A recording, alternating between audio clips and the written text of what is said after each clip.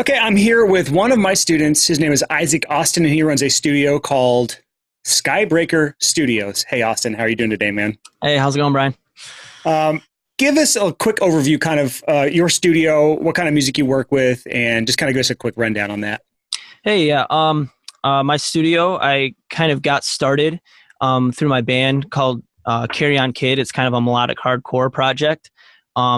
And I'd say I specialize in that type of music, but I also branch out into like heavier stuff like metalcore, post-hardcore, and stuff like that.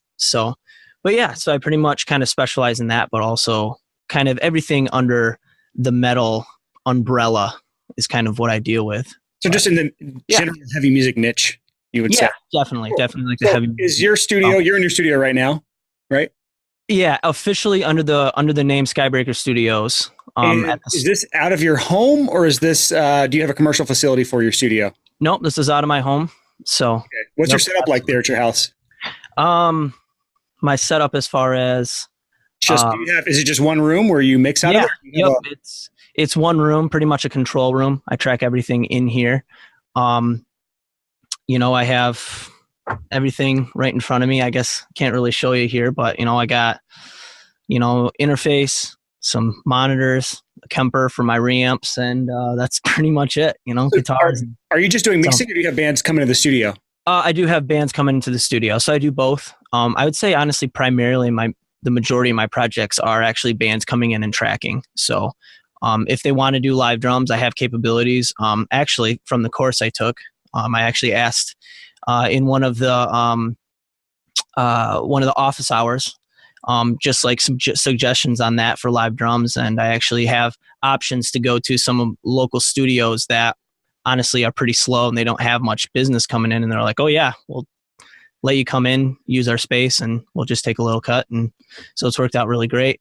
So, but yeah, so it's literally a 12 by 14 room that I'm making a living out of a studio now. That's actually awesome. So Yeah. I think a lot of people can kind of resonate with that, where it's like Mhm.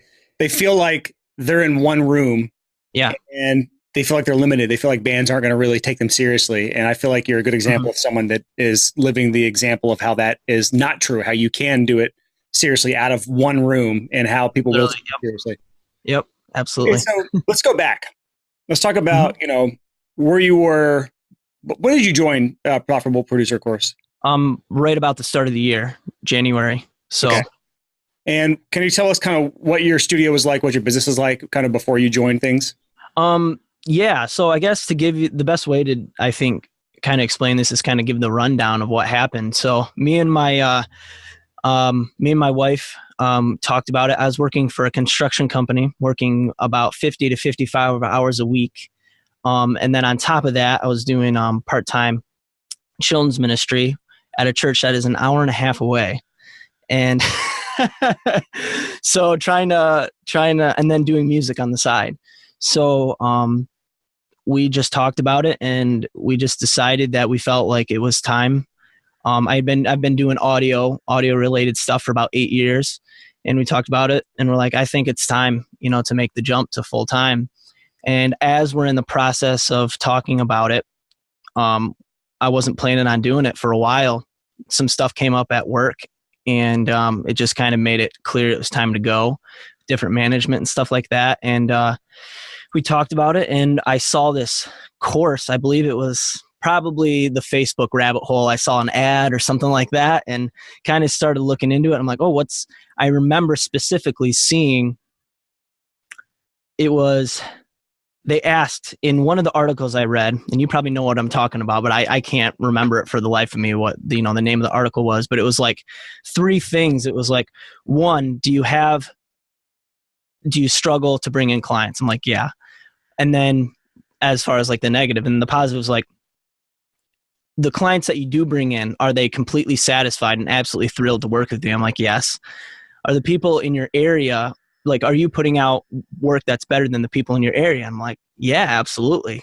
I've had stories of people going to higher end studios and being completely disappointed, and they come to me and I'm like, well, you know what? I looked at my wife and I'm like, you know what? If I want to give this a shot of doing it as a career, I think this is the best option.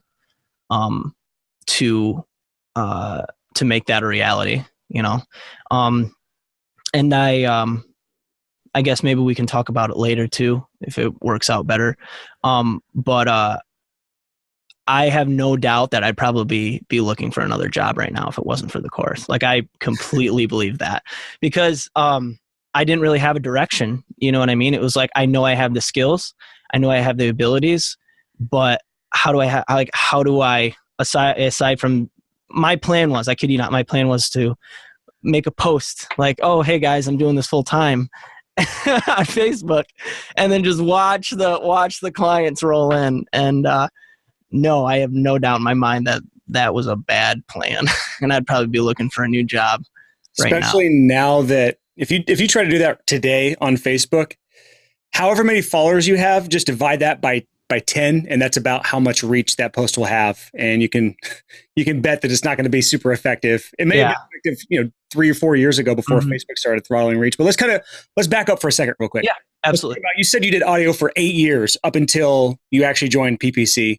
Yeah. What were those 8 years like, trying to do audio while juggling the day job, while juggling the hour-and-a-half commute to the part-time children's ministry thing? Mm-hmm. Yeah, well, obviously that 8 years, those are completely different stages of life in those 8 years. I was in college, and that's kind of where I got my start. But as far as what it was like juggling the day job, it was extremely limiting, because the fact that even though I got to the point, I would say that I've been probably mixing at a professional level, let's say that, for about like 3 or 4 years. Mm-hmm. But see, even having my skills to that level, even having the equipment I needed to, which, like I said, my setup is limited, but, having that setup, all of that stuff in place, but the fact that, hey, if a band wants to come, and I've had this, a band want to come track with me and they live in Wisconsin. All right, well, I got about 6 hours I can help you guys out on Saturday. And if you guys want to hang out at a hotel for 9 hours, during the day while I'm at work. And then Sundays I work at the church. So, we can do it it was literally impossible to get a business off the ground, especially with the fact that I'm recording so many bands in studio. It just wasn't even feasible. So when did you really first consider it as like a realistic prospect for you to do this full time? It had always been kind of like one of those long-term pipe dreams. You know what I mean? Like, oh, one day. And then honestly, it was, I think it was a lot of the stuff. I remember I read that article on the golden handcuffs, and it really got the wheels turning. And I would say that I read that probably late fall. Mm-hmm. And like I said, I ended up making the jump in January, but that really got the wheels turning. And I was planning on making this jump. Okay, I'll put it this way: I was initially planning on making the jump when my, like I said, long-term pipe dream. Once my wife graduated college with her master's degree, I'm like, okay, that'll be a good time, and all this stuff. And then when I read the golden handcuffs, the wheels started turning. I'm thinking, hey, maybe I can do this sooner than that. And then, like I said, things kind of happened at work, just situations in life started changing. I'm like, you know what? Like, I think with this course, it'll give me like the direction that I need to be able to make the jump full time and actually be able to give it a good shot. You know what I mean? As opposed to, I don't know. It's kind of crazy. It wasn't like a one day, oh, I'm going to do this full time. It was kind of this slow rolling thing where I'm like, you know what? Like, what's actually holding me back? Is it that I don't think I can do it, or is it that it's scary? So let's kind of move forward. You said you joined in January, right? Yeah. Yep. What was your experience like whenever you first joined the course? Did you have any like specific memories of kind of your first impression of everything? Yeah, I remember like day one, I went through, I don't remember honestly the number of videos I went through, and I was like, I am through about 5% of this course right now. As far as the ticker, and I'm like, this is already worth it. Like I knew right away that, like I said, whether or not I was going to be successful at it, I had the tools available to give it my absolute best. As far as it allowed me to, I guess, take the initiative on things, you know what I mean? And it gave me things to do here in the studio, at my own home, in my own business, as opposed to sitting around and waiting for people to show up, you know? So, I'm kind of jumping all over the place here, but what was the thing that really made you want to jump over the edge? Because the course is not cheap. I mean, no one would ever say this course is a cheap thing, but what got you over that hump of saying, okay, it's worth the investment in myself? And not only that, but what was the thing that got you, that gave you the self-confidence that you could take something like this course and run with it and not have self-doubt hold you back? I would say, as far as the financial aspect of it, 100%, and you said it in the question itself, it was an investment. It's not, it's an investment into my future. The same way somebody would make an investment if they're going to be a lawyer or a doctor, they would invest money into their long-term future. Is the same thing with this. Like, I can spend the money now, or I can go 3 months, be absolutely broke, and then be looking for a new job. You know what I mean? And then that, I think that also hurts me further down the line. It's like, then you have this in your mind that, well, I tried it once, it didn't work. You know what I mean? And you know what? There are awesome success stories of people starting, failing.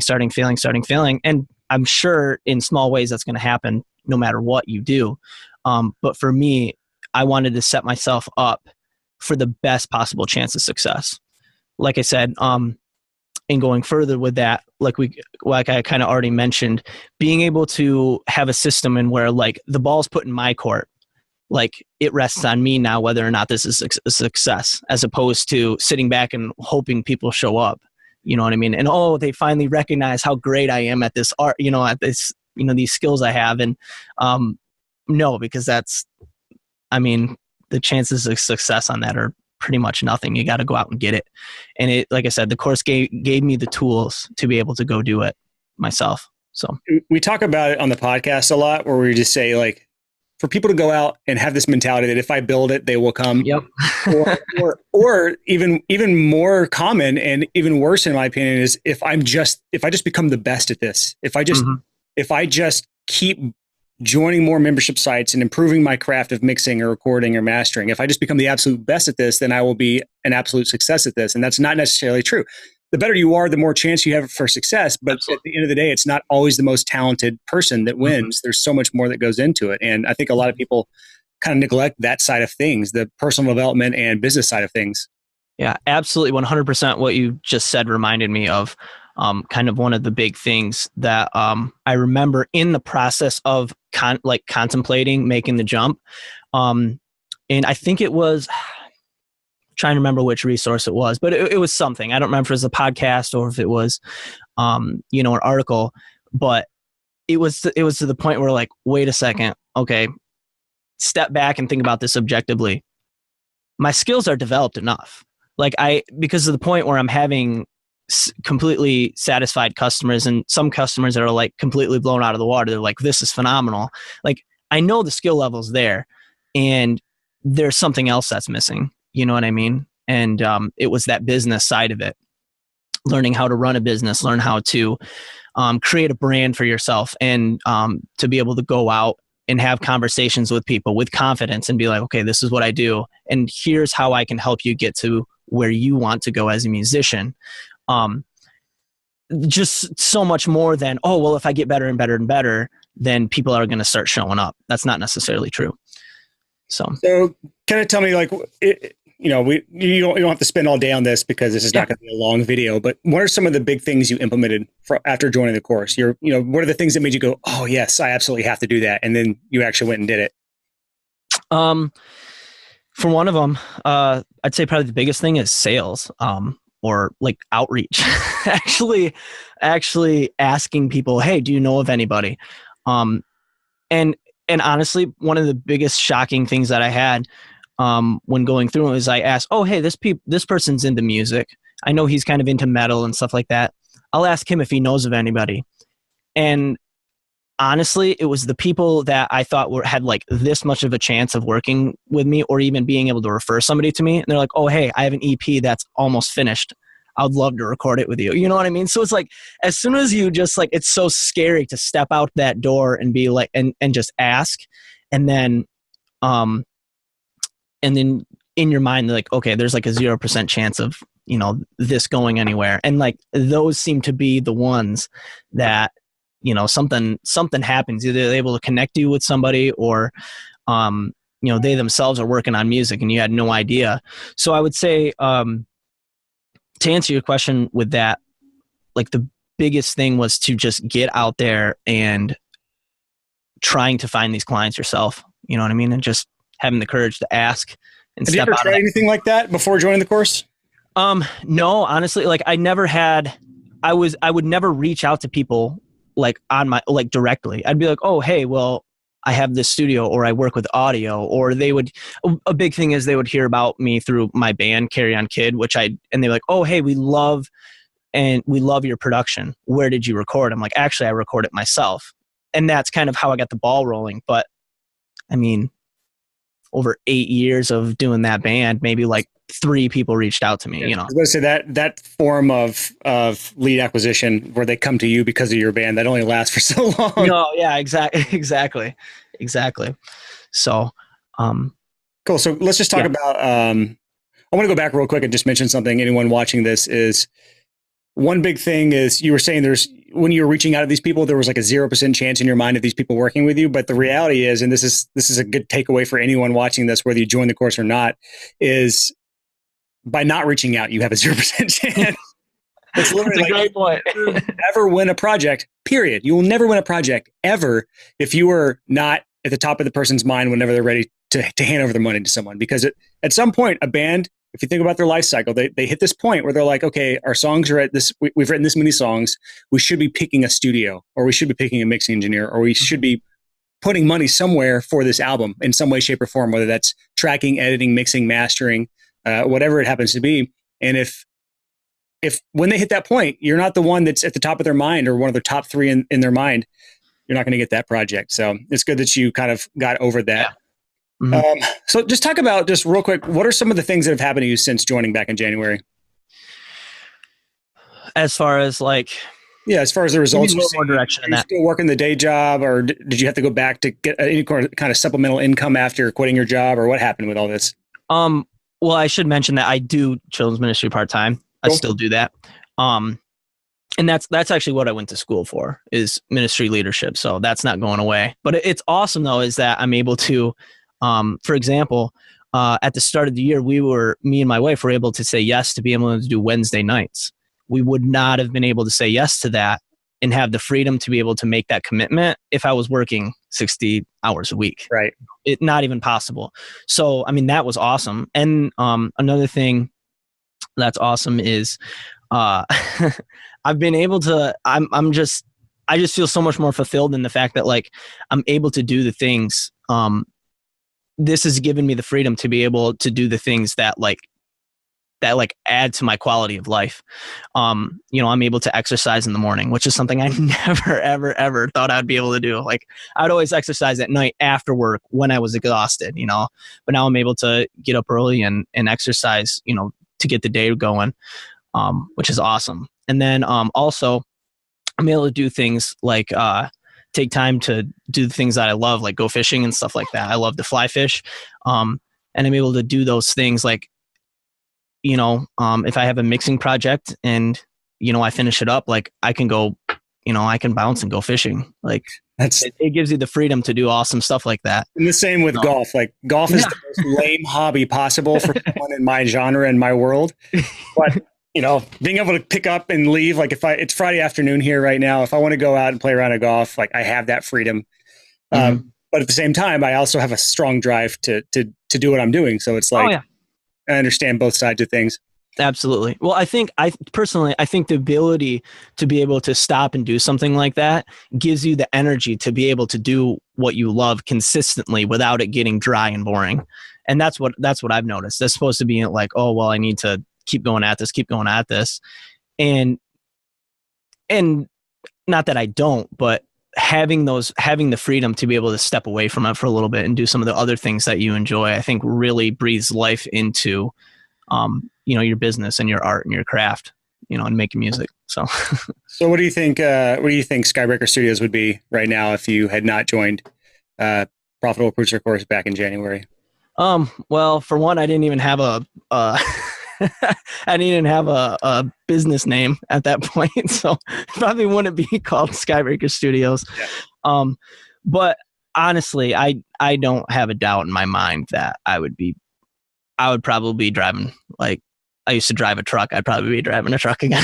Like a big 18-wheeler? Yeah. I drove a box truck, so it's like a not quite. Yeah, I know what you're talking about. Yeah, okay, cool. Yeah. Yeah. So you know what I'm talking about. But yeah, that's what I was doing. And like I said, I was making good money and it was tough to step away from, and I didn't hate it. I didn't hate it to death every day, but it definitely wasn't adding to the quality of life. It was draining me for sure. So, and now, like I said, it's awesome. You have that freedom. You're doing something that you actually like, feel like you're investing into something greater, other people's art, helping develop artists, making, like, creating friendships and stuff like that. I don't know. It's a blast. So is your studio your full-time focus now, aside from your ministry stuff you're doing? Yep, absolutely. Yeah, that's what I do Monday through Friday. Sometimes. Awesome. Yeah, sometimes. And what's awesome too, like I have the freedom to switch stuff around if I want to. Like Saturday, I'm working with one of my friends. He's coming in, and I took Friday off and able to do Saturday. I love it. That doesn't really work with a day job. It's like, you're going to be here whether you want to or not. You have no choice in the matter. I have not had a real job since like 2008. So yeah, I do not miss that world, man. Yeah. Well, I mean, just a little side note to kind of go off with that. Like, I was able to, one of my friends from college, who's actually one of the guys who really got me into music. So it's kind of cool. But he asked me to be best man at his wedding. Flew out to Phoenix for an entire week. Then we road tripped out to San Diego to hang out for the bachelor party. I went to Sedona, was able to do all this stuff. And because you're your own boss. Because I'm my own boss. Exactly. Yeah. And the best part, I think I got 3 leads that just contacted me when I was gone from random stuff. And I'm like, sweet. Well, when I get back, literally the project that I'm starting tomorrow, I got when I was in Sedona. He's just like, hey man, I'm ready to start my project. I'm like, sweet. I just landed a client, while eating seafood in San Diego. It was pretty awesome. That's great, dude. Well, for anyone watching this who's kind of considering Profitable Producer course, maybe on the fence about it, what would you kind of say to those people? I would say it absolutely gives you a roadmap to be able to follow, to put the ball in your court, as opposed to, like I said, if I build the studio, if I get the degree, people are just going to show up. It's not true. It's just not true. And it gives, like I said, it gives you control over building your business. It, hands down, it does. And another thing I'll say, there is, no matter how much information that you think you're going to be able to get from this course, there's more. There's more. Like I said, I got through halfway through the first day and I'm like, I would have paid that money for this, because I can take this little bit of information that I was given here and go with it. You know what I mean? And be as creative as I want with it, and take just even this little bit of information to get success in my studio. And then there's 90% more content you can go through. Right now there's 65 videos in the main course content, and there's another 45 videos in the workshop stuff. Now, don't let that overwhelm you, anyone watching, but just know that it's, there's some sort of training in there for a lot of different scenarios, not all of which pertain to you specifically. So don't feel you have to go through every video. Yeah. I would also say that it set me up where I have a roadmap. Not just how do I, because my issue right now, okay, how do I get this business rolling? How do I start getting clients in the door? Well, then also I have a roadmap, and I already have systems put in place for when I get past that point and I'm looking to take it to the next level. I already have those systems ready and put in place to ramp it up, to be able to increase my dollars per hour, increase, to get to the point, instead of, for me, if I'm I have all these clients and I feel super overwhelmed. Before, without this course, I'd been oh crap, I got to get all this stuff done. And now I have a plan. It's like when that starts to happen, I know I'm in the perfect place to bring other people on to take away kind of the grunt work and to be able to increase my dollars per hour and do the creative side of it. Like I have all of that planned out and where to go. And it's not just, oh, bring in work and get it done until I get overwhelmed and crash and burn. You know, I know where I'm going. So that's what I would say. Like if you want not just to, oh, hey, I want to keep doing this as a hobby and make a few bucks here or there. I mean, that's great. And even that would help for that. But if you want to at least have the potential to turn it into a career, like this is 100% the course that you should take. So dude, I appreciate you taking the time to chat with me about this. Yeah, absolutely. Absolutely. So, one other thing I did want to mention, and maybe you have to like edit this in somewhere else, but no, I do want to go back and edit a couple things into our conversation. But go ahead and talk about what you're going to talk about now. One of the things that I absolutely loved, and I'm not bashing on anybody else's course whatsoever, but some of the other content that I've gone through, which most of it is honestly focusing on mixing, which is great. I mean, you need to develop your skills. But the fact that it focuses not only like, okay, hey, this is a business, duh, but the fact that it's so entrepreneurial minded. It's not just a course on, oh, how do I create this business? Like, how do I make money? It's how do I, it just changes your focus to be more entrepreneurial. So you're more creative. Have the right thought process behind why you're doing what you're doing. Exactly. So it's not just, oh, how do I make more money? It's no, how do I build a business? And how do I not only build a business, but how do I build like a successful lifestyle? You know, a lifestyle that sets you up for success. So like one of the things, just like taking time to have, separating yourself, separating your business from, your personal life and getting that mindset is huge. Cause you can be extremely successful. Yeah. On paper. Successful in a paper, and you can be so completely overwhelmed. Yeah. You're making some money, but you have no time to do anything with that money. Your family suffers, your relationships suffer. And that's might be business minded, but it's not what's best for you minded. I guess it's not entrepreneurial minded in that sense. So yeah, that was another huge takeaway that I took from it. So talk about, we didn't really get a chance to talk about this yet, but what was your experience like in the Accountability Accelerator Bootcamp, which is just one of the bonuses that come with the course? Oh yes, absolutely. I would say, I could go on and on about that, but the biggest thing, by far the biggest thing, was the fact that you had a group. Because when you come into a program, or not even necessarily a program, okay, even say like a Facebook group or something like that, you're like, oh, cool, there's all these people who are like-minded. But it's like there's this group of 1,000 people, 100 people, whatever. It's like, how do I really connect with any of these people? The chances are so slim. But getting broken down into those groups, you know what I mean? And it kind of creates the opportunity for us to be able to build relationships in a easier way.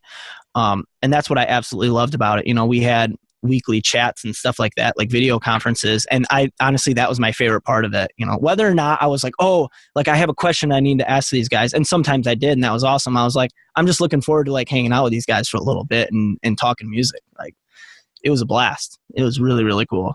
So, and then on top of that, like just the kick in the pants, just the kick in the pants to be like, all right, I got to get this done this week. Like it's not like, oh yeah, that's on my list to do. It's like, it was the kick in pants that I kind of needed to like, okay, how do I establish this habit of not saying I'm going to get this stuff done, but actually doing it because I got to get it done. So that was awesome. That was another like huge bonus for that program. Definitely advise anybody taking the course to do the boot camp as well. So the boot camp is optional if you're not into that sort of thing. Yeah, I would highly suggest anyone that joins the course join the boot camp at one point or another, because we do several per year.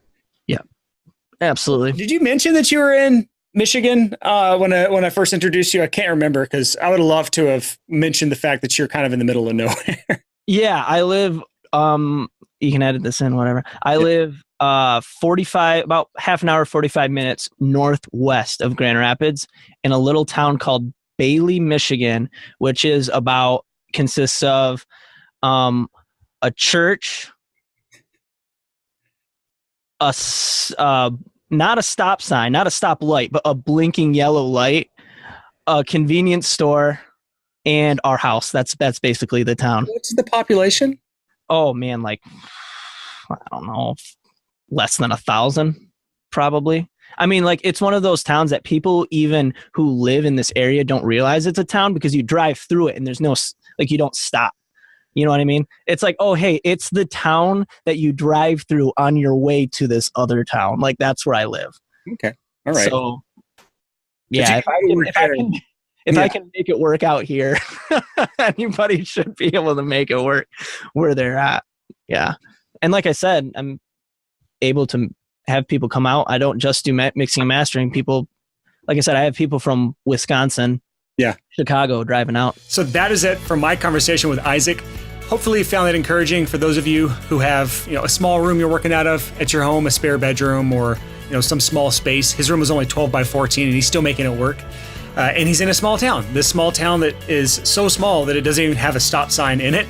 So if Isaac can make this work, I don't see many reasons why you can't make this work if you're living in a small town as well. So if you want to learn more about this program that he joined called the Profitable Producer Course, you can just go to theprofitableproducer.com. See ya.